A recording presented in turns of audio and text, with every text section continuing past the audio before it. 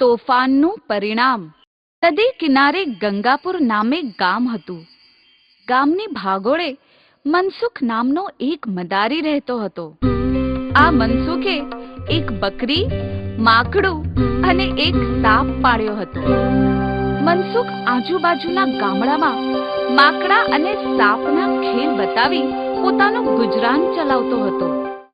એક દિવસ મનસુખે મિંકુ માકડા અને સરજુ સાપને કહ્યું, સાંભળો સાથીઓ, આજે નદી પારના રામપુર ગામે મોટો મેળો ભરાવાનો છે.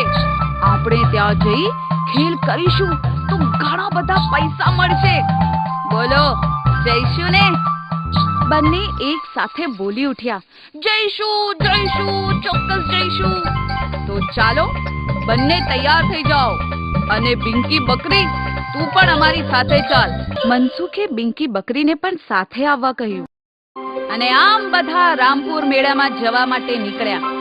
અને રસ્તામાં નદી આવી.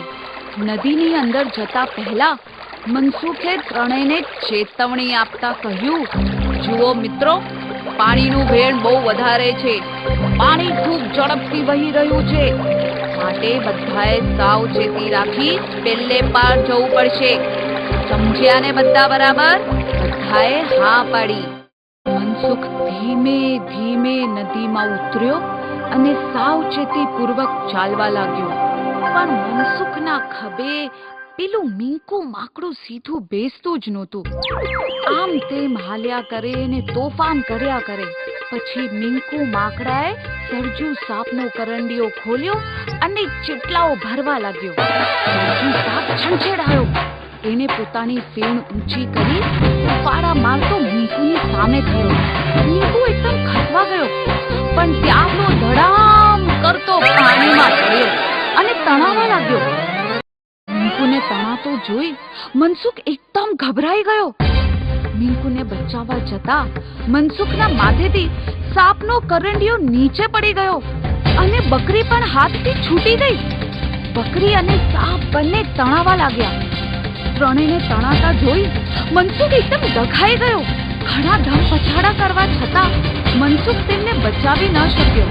પાણીના વેગીલા પ્રવાહમાં ત્રણેય પ્રાણીઓ તણાઈ ગયા. જોયું ને બાળ મિત્રો, આ બધું થવાનું કારણ સ્વભાવ.